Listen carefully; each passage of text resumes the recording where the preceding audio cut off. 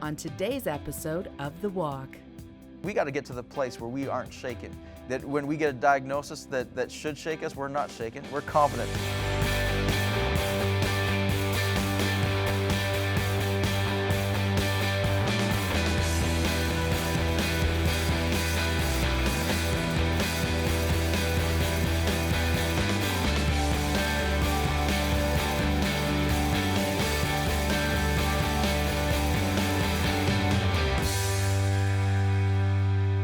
Hi, and welcome to The Walk. I'm Kelly Stickel, and today, if you have your Bibles, I'd like you to turn with me to Psalm 16, and we're going to focus on verse 8, but Psalm 16 is just a powerful psalm.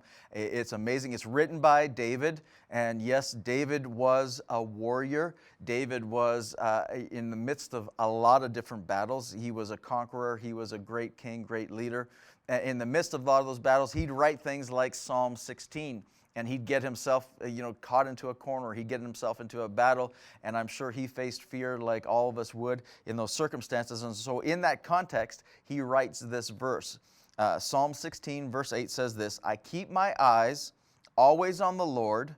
With him at my right hand, I will not be shaken." I like that. I will not be shaken. Have you been shaken? There's lots of circumstances that shake me. There's lots of feelings that can shake me. Feelings are fickle. They come and go. And every once in a while, you just feel this shaking. Something's going on. Something's not right.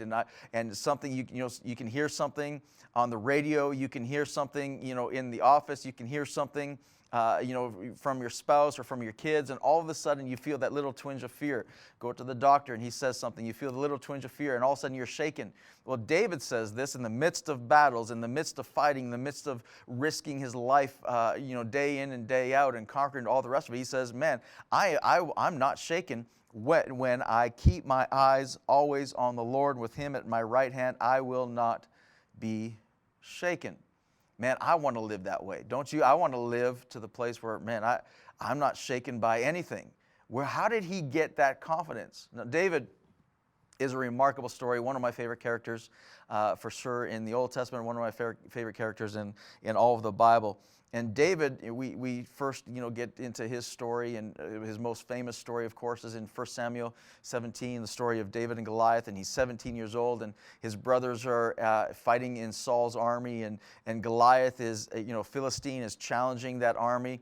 And obviously Saul and David's brothers and the rest of the Israelite army are shaken because Goliath, this behemoth, this huge giant who was an experienced warrior, a very intimidating guy, was just kind of taunting them and calling out somebody. In those days, the battles would typically be fought between, they could easily be solved between one champion warrior fighting against another champion warrior. And this is exactly what Goliath was calling out. Well, nobody was responding, including King Saul, who was supposed to be Israel's champion warrior. He was supposed to be the guy that answered that call and to stand up as a leader for his men and fight that battle. But, Saul was quaking his boots. Saul was shaken.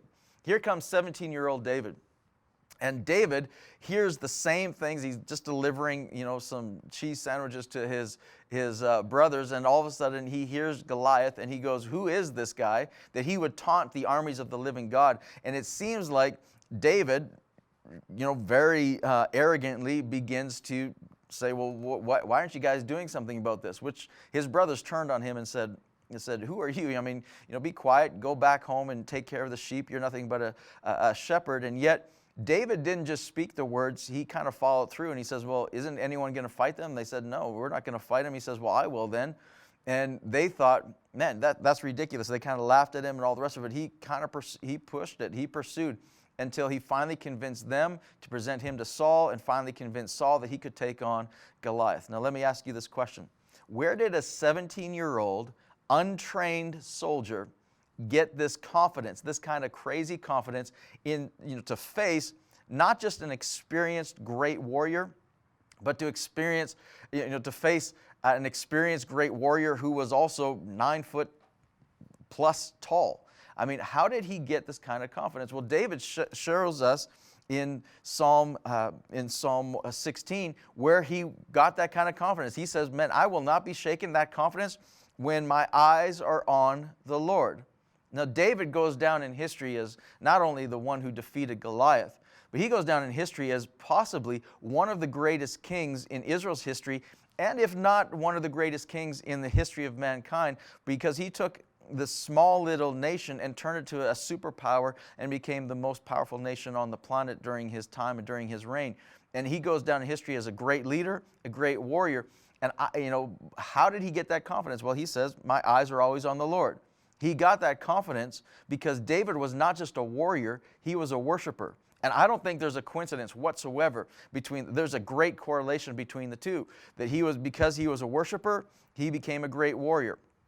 And I believe this, that where did David get that confidence? David got that confidence not from training and increasing his skill as to fight a battle with a slingshot, although he was very proficient with his slingshot. I mean, he killed the lion, he killed the bear.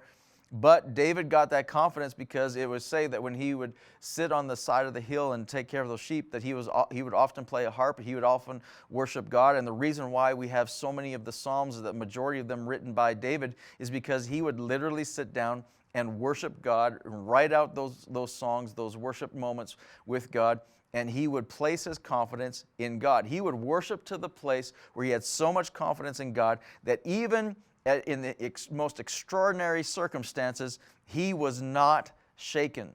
It's amazing in the story of Goliath is how David, when he faced Goliath, now notice this, David didn't pray to God and say, dear God, I need confidence now. He didn't face a big giant and say, okay, God, I need help now. He didn't pray to God and saying, God, help me. God, give me the strength. God, bail me out. I don't know if you're like me, but for me, man, I'm feeling all confident until I face a giant, until I face a mountain, until I face a storm, until I'm in the middle of something, and then all of a sudden I'm begging God for that kind of confidence. David didn't go to God and beg for confidence in the midst of that battle. David had already built himself up to gain that confidence when the battle came. In fact, in 1 Samuel 17, and I'd encourage you to reread that story again and try to find in there, where did David pray to God ever in the midst of all that? David never ever prayed to God and said, hey God, oftentimes we see David pray and say, shall I pursue, shall I do this? With Goliath, he never did. At 17 years old, he didn't say, God, should I do this? He didn't say, God, help me do this. He didn't say, God, this guy's really big. Could you, help me with my aim? Could you help me with to take this guy down? He didn't do that at all. In fact, David never spoke to God at all about Goliath, but we can see in verse 45 to 47 in 1 Samuel 17, he did speak to Goliath about his God. And look at this. This is what he said. David said to the Philistine, you come against me with a sword and a spear and a javelin, but I come against you in the name of the Lord Almighty. Man, that sounds like a whole lot of confidence. He's like, man, I see what you got, but that doesn't shake me at all. I see your experience. I see the size of that spear. I see the javelin that you could throw at me. I see the size of that shield. I see that. I see your experience, but I'm not shaken by that because I come against you in the name of the Lord Almighty, the God of the armies of Israel, whom you have defied. I mean, he's taunting him a little bit. This day, this is what he says, this day the Lord will deliver you into my hands, and I'll strike you down, cut off your head, and this very day I will give the carcasses of the Philistine army to the birds and the wild animals, and the whole world will know that there is a God in Israel. Now look at this. He didn't say the whole world's going to know that there's a David. He didn't say that. He said the whole world is going to know, man, you defied God. You didn't defy Saul. You didn't defy the armies of Israel. You defied my God. You picked on my God. How dare you talk about my God? Where did David get this kind of confidence? How did David got this confidence because he trusted in God, but he also got this confidence because he had such a relationship with God that he was offended on behalf of God, because how dare you taunt my God? That's my God you're talking about. That's the one that I spend time with. That's the one that I have a relationship with. He built that kind of confidence because he spent an enormous amount of time with God. And then he says in verse 47, all those gathered here will know that it is not by sword or spear that the Lord saves, for the battle is the Lord's. I love that. And he will give all of you into our hands. Man, that's so good. Today the Lord is going to deliver you into my hands. Look at where David's focus was. David's focus wasn't on the spear. David's focus wasn't on the experience. David's focus wasn't on the javelin. David's focus wasn't on the scope of this thing, the size of this. David's focus wasn't on the army over there and the army over here. David's focus wasn't on impressing anybody. David's focus was on God. The entire time David is saying, man, you offended me, you offended my God. Now I'm offended, and you're going to pay for this. And today he's going to deliver you into my hands. His focus was on God. How did he know how to do that? It wasn't something that he decided to do in that moment that the giant presented himself. No, he had been preparing his heart for that moment for years, sitting on the side of a hill, worshiping God, watching sheep, and through worship, he learned to lean on God. That's what worship is all about. It's about getting our eyes off of our circumstances and onto our God. That's what worship is all about. Worship is about exalting Him and lifting Him up. And so I want to challenge you. I want to challenge you in our time together today that we need to strengthen. We got to get to the place where we aren't shaken. That when we get a diagnosis that should shake us, we're not shaken. We're confident. We got to get to the place when we hear something, it doesn't strike fear in us. We're confident. We got to get to the place where we can have the confidence that David had, that I will not be shaken. When we come back, I'm going to teach us about worship and how to worship and what it is and how powerful it really is and what we need to do to get that kind of confidence inside of ourselves so that we can have the confidence like David did and not be shaken. We'll be right back. Coming up on The Walk. When we worship, we lift up God and our eyes are open to His vastness, and suddenly our giants look increasingly smaller.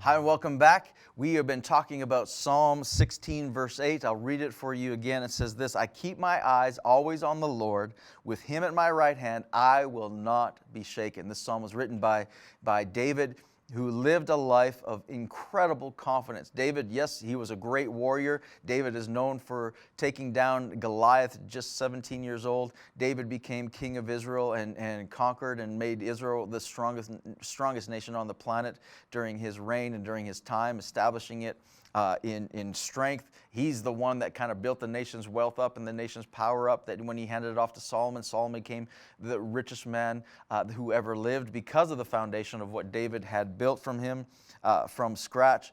And so David is amazing, and David as a mighty warrior is respected every circle around there. He's highly regarded as one of the greatest warriors ever. But David is also known as a worshiper. And is there a coincidence between David's power as a warrior and confidence as a warrior and his ability to worship? Not at all. I think his confidence and his strength came from the fact that he was a worshiper. That's where it came from. His strength wasn't just in his physical strength and his physical skills and abilities. His strength was internal. It came from within. And he tells us his secret in Psalm 16, verse 8. He says, I keep my eyes on the Lord. In other words, he says, my eyes are always up. My eyes are up. I'm getting my eyes up on God, not eyes down, not eyes all around, not eyes on circumstances, not eyes on Goliath when he's facing. His eyes weren't on Goliath at all. His eyes were up on God, and he was offended, for God, that Goliath would defy his God, because his eyes were always on God. And it didn't matter the size of the giant in front of him. Man, God is so much bigger that he didn't shake like Saul shook. He didn't shake like his brothers shook. He didn't shake like the armies of Israel shook. David walked with an incredible confidence. And how did he get that confidence? He didn't get it in the moment. We can't wait to have that kind of confidence in the moment when we need it most. We need to build up that confidence, and that confidence comes over time. That confidence comes in the same way David built it up, in worship. And David didn't just shepherd sheep. David took that time and built a strong relationship with God, built himself in his confidence in God and who God was, and knowing God and worshiping God. And David was a worshiper. And when we worship, we lift up God, and our eyes are open to His vastness, and suddenly our giants look increasingly smaller. That's what's amazing. In worship, it's amazing. Now, if you have your Bibles, you can turn with me to Exodus 17. And there's a remarkable story in Exodus. It's a weird story, to be quite honest, but it's a remarkable story that kind of accentuates this point. In Exodus 17, Moses is leading the Israelites through the wilderness, and they're on their way to the promised land. And in the midst of the wilderness, they face this great army called the Amalekites, who kind of are a big threat and take them on. Now it's amazing because the Amalekites they come in. They war, and Joshua, who is the leader of the warriors, takes the men and they go off to war with the Amalekites. Now, what's interesting about the story is while Joshua's off fighting, Moses climbs a hill overseeing this battle. And as he climbs the hill, he does some remarkable things. He's up there, and it says in verse 10 and 11, so Joshua fought the Amalekites. This is Exodus 17. Joshua fought the Amalekites as Moses had ordered, and Moses and Aaron, okay, that's Moses' brother, and Hur went to the top of the hill, and as long as Moses held up his hands, the Israelites were winning. But whenever he lowered his hands, the Amalekites were winning. Now that's strange, isn't it? I mean, I wonder how long it took. This is just me putting myself in the story and my sixth sense of humor. I wonder how long it took for Moses to realize that, hey, my hands are up, we're winning. My hands are down, we're losing. I wonder how long it took him to figure this thing out. But whatever the case was, he figured out that, man, as long as my hands are up, we're winning. So he decides, man, I better keep my hands up. We got to win this thing. I don't want our guys to lose their lives. I want to win this thing. So when his arms get tired, he gets Aaron and Hur on either side to keep his hands up. Now, regardless of however he learned what this was all about, the amazing thing is that his hands stayed up. Joshua won the battle and overcame the Amalekites. Now, what's awesome about this is that the end of the chapter, it gets really strange. It says in verse 13 that God promised that the Israelites in verse 13 that he would completely blot out the name of Amalek from under heaven. Okay, so you guys wiped out Amalek, and he says, okay, you're not going to have to fight this army again. We're going to completely wipe out them from under heaven, which, hey, that's true. There's no nation of Amalek today. That nation is gone. But then 3 verses later in Exodus 17, it says this, the Lord will be at war against the Amalekites from generation to generation. Man, how odd. Which is it? Are we going to wipe out Amalek forever, or are we going to fight them from generation to generation? Which is it? Well, both, actually, because this is something interesting. Amalek is destroyed, the nation is gone, that's true. But and so we know that the nation of Amalek got wiped out forever. But the word Amalek has a deeper meaning than just being the name of this obscure little nation. The Hebrew word can be divided into two parts. The first part is the word amal, which means to toil. The second part is the word katal, which means to kill or the removal of a life-giving spirit. So, in other words, Amalek, follow with me here, Amalek means being dispirited through the loss of spirit as a result of hard labor and continuous toil. In other words, it could be easy to say that the word Amalek means discouragement. It means being dispirited. It means all of a sudden I'm discouraged. I'm working hard, I don't seem to be getting anywhere, and I'm suddenly discouraged. Well, the truth is, the nation of Amalek was wiped out. But the fact is, from generation to generation, all of us battle discouragement. All of us see courage seep out of us. All of us toil. We don't get the results we expect, and so we get discouraged. All of us wake up on the wrong side of the bed some days, and we're just discouraged. We're just down. We have no reason to be down. It's just the way it is, and we're discouraged. All of us face discouragement. I'm sure you do. I know I do. We all face discouragement, and it's a battle from generation to generation. Every human being that has ever been has fought discouragement. Every human being that will ever be is going to fight discouragement. It's a battle we always face. Well, how do we overcome discouragement? And this is why I believe the story is in the book of Exodus, and why it's so important for you and me. The way that they overcame is in this weird story where as long as Moses' hands were up in this position, they overcame. Joshua overcame the Amalekites, but as soon as his hands dropped down, they began to lose. And here's what I believe. I believe this, and I know that David understood this and knew this as well, is that in this posture, this is the posture of surrender, this is the posture of worship. In this posture of worship, with worship as your weapon, you can overcome discouragement. That the moment that discouragement comes on you, I encourage you to worship your way out of it. And in the same way David said it. David said that in Psalm 16. Hey, as long as my eyes are on the Lord, I'm in the posture of worship and my eyes are up, okay, as long as that's the case, I will not be shaken. Now, he didn't ever say that I will never be shaken. He says, no, I know that I won't be shaken when what? When my eyes are on the Lord, when I begin to worship. And Moses overcame the Amalekites, and Joshua overcame the Amalekites as long as Moses was in the posture of worship. So if you're discouraged, man, worship. Put on your favorite music, blast it around the house, put it in your car, blast it around, whatever it might be. Begin to sing along and worship with that. And I promise you, if you get into the posture of worship, discouragement cannot stay. Why? Because worship eventually, it lifts God higher than your circumstances. It gets your eyes up onto Him, and when your eyes are on Him, suddenly the giants you're facing, suddenly the storms you're going through, suddenly the mountain that's in front of you, the obstacle in front of you will go down. Now, did David ever get shaken? Yeah. In fact, the Bible tells us in 1 Samuel verse 30 that one day he was out raiding with his men, and they came back to their home in Ziklag, and they realized that they had just been raided themselves. And it says there that the men became so discouraged, and David was so discouraged to the point of tears and agony, because all of their wives and their children and their belongings, everything was gone. It was taken from them when they came back home. And then it says in verse 6 in 1 Samuel 30, it says this, that David withdrew and he strengthened himself in the Lord. What did he do? See, David he was shaken. I mean, his wives were taken, his children were taken, all of his possessions were taken. Now all of his men had turned on him. Everything that David had ever built up over that period of his lifetime, he's about 30 at that time, everything he had ever built up in that time was completely gone.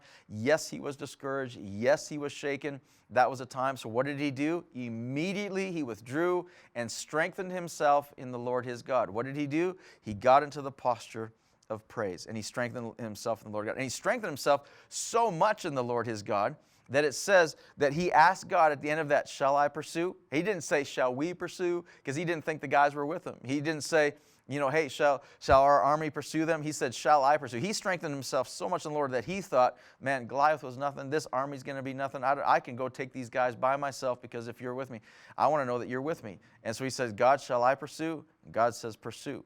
So David got up and left. And when he left with such confidence. He walked out of his tent. I mean, his men were talking about stoning him and killing him, and they probably still had rocks in their hands when David walked out of his tent, but they saw something in his eye. They saw confidence in him. They saw this I will not be shaken thing, and they went, oh my goodness, we've seen this look before, and we don't want to get in his way. And instead, they put down their rocks, they got into their horses, and they began to pursue with David.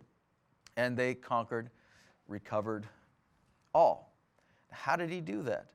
I believe that Psalm 103 is David's answer to that. Psalm 103, this is what David says in Psalm 103. He says, bless the Lord, O my soul, forget not of his benefits. Now, one translation says it this way, and I love this. It says, bless the Lord, I tell myself. In other words, when David wrote Psalm 103, he didn't feel like blessing God.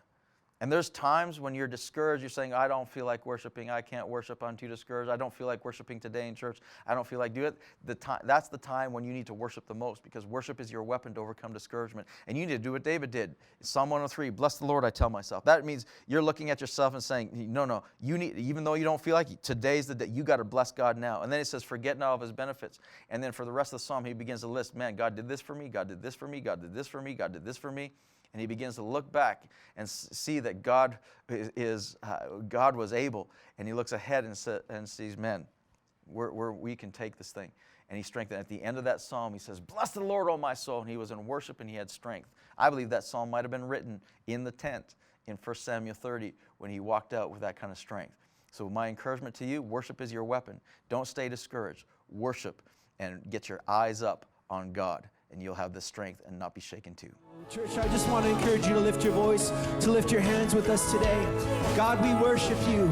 We thank you that you are the anchor that will never fail us, that we can put our hope in you, that your promises are sure, that you are unfailing, that you are unending, God. We set our hope on you, Jesus. We thank you, Father, for the truth that we find in you, Lord. Come on, church, let's lift our voice. Let's sing that together. Your